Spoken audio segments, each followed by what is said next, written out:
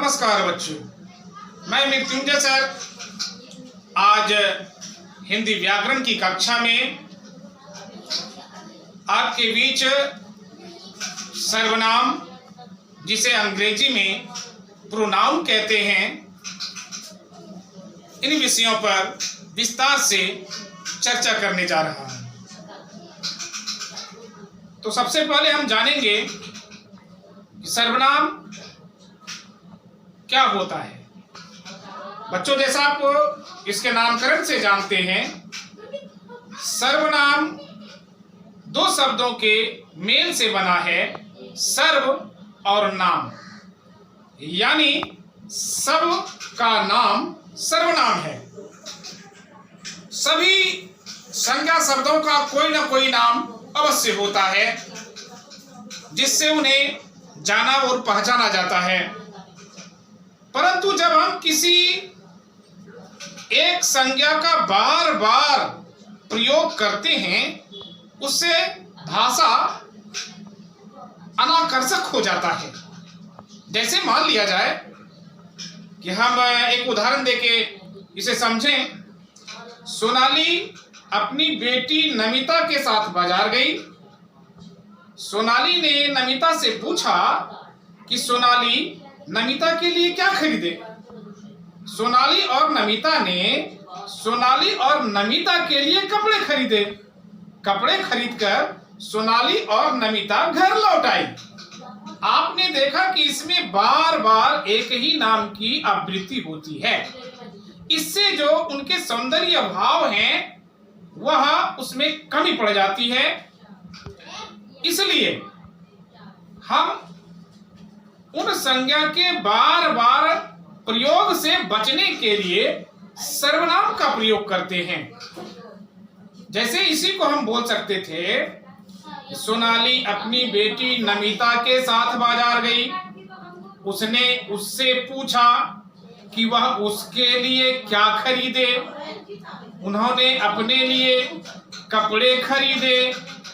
कपड़े खरीदकर वे लौट आई। तो इस वाक्य में उसने, उससे, वह, उसके, उन्होंने, अपने, वे, ये तमाम शब्द सर्वनाम कहलाए। यानी हम यूं कह सकते हैं कि जो शब्द संज्ञा के बदले प्रयुक्त किए जाते हैं, उसे सर्वनाम कहते हैं। यानी संज्ञा के बदले आने वाले शब्द को सर्वनाम कहते हैं। सर्वनाम के मुख्य 6 भेद होते हैं: पुरुषवाचक सर्वनाम, निश्चयवाचक सर्वनाम, अनिश्चयवाचक सर्वनाम, प्रश्नवाचक सर्वनाम, संबंधवाचक सर्वनाम, निजवाचक सर्वनाम। अब हम सबसे पहले जानेंगे कि पुरुषवाचक सर्वनाम किसे कहते हैं। तो बच्चों, जो सर्वनाम किसी व्यक्तिवाचक संज्ञा के स्थान पे प्रयुक्त होते हैं, उन्हें पुरुषवाचक सर्वनाम कहते हैं। जैसे वह, तुम, मैं, वे इत्यादि। अब पुरुषवाचक सर्वनाम के भी 3 प्रकार होते हैं। अगर आप गौर से देखें, उत्तम पुरुष, मध्यम पुरुष, अन्य पुरुष। अब हम जानेंगे कि उत्तम पुरुष किसे कहते हैं, मध्यम पुरुष किसे कहते हैं और अन्य पुरुष किसे कहते हैं। तो जो वक्ता होता है, यानी जो बोलता है, जैसे अभी मैं बोल रहा हूं, तो मैं उत्तम पुरुष। अगर मैं बहुवचन में है तो हम लोग उत्तम पुरुष। और जो श्रोता होता है, जैसे आप लोग सुन रहे हैं, तो आप लोग मध्यम पुरुष। जैसे तुम, आप और अन्य पुरुष, जिसके बारे में बातचीत किया जाए, वार्तालाप किया जाए, उसे हम अन्य पुरुष कहते हैं। जैसे हम बात करें सीता के बारे में, मोहन के बारे में, गंगा के बारे में, तो ये अन्य पुरुष कहलाए। तो इस तरह से आपने देखा कि वक्ता उत्तम पुरुष है, मैं, हम लोग, मेरा इत्यादि। मध्यम पुरुष श्रोता को कहते हैं, तुम, आप, तेरा इत्यादि। अन्य पुरुष जिसके बारे में कहा जाए, जैसे वह, उसका, उसने इत्यादि। इसका दूसरा भेद है निश्चयवाचक सर्वनाम। सर्वनाम से निश्चित व्यक्ति या वस्तु का बोध हो उसे निश्चयवाचक सर्वनाम कहते हैं। किसी किसी पुस्तक में आप पढ़ेंगे निश्चयवाचक सर्वनाम को संकेतवाचक सर्वनाम भी कहा गया है, यानी कि जिन सर्वनाम से किसी व्यक्ति या वस्तु का निश्चय पूर्वक बोध होता है उसे हम निश्चयवाचक सर्वनाम कहते हैं। जैसे यह, ये, वह, वे। इसमें देखेंगे आप, यह मकान मेरा है तो यह कॉन्फिडेंस है, निश्चय है कि यह निश्चित रूप से मेरा मकान है। वह कलम है, इसमें यह और वह जो है वह निश्चयवाचक सर्वनाम हुए। इससे आगे हम देखते हैं अनिश्चयवाचक सर्वनाम, जिससे किसी निश्चित व्यक्ति या वस्तु का बोध ना हो उसे अनिश्चयवाचक सर्वनाम कहते हैं। अब जैसे हम कह देते हैं कि रास्ते में मैं जा रहा था, कोई मिल गया, तो मतलब कौन मिला, तो कह देते हैं कोई मिल गया। फिर कभी कहते हैं कहीं मिल गया, कहाँ मिला पता नहीं, तो कोई, कहीं, कुछ, ये जो है अनिश्चयवाचक सर्वनाम हुए। इससे आगे बढ़ते हैं तो मिलता है प्रश्नवाचक सर्वनाम।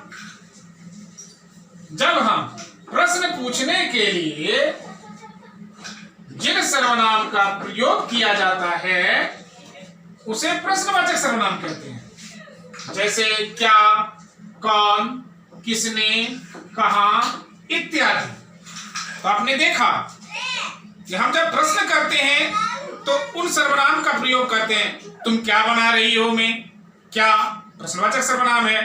बाहर कौन खड़ा है तो कौन प्रश्नवाचक सर्वनाम है। इससे आगे जब देखते हैं तो मिलता है हमें संबंधवाचक सर्वनाम।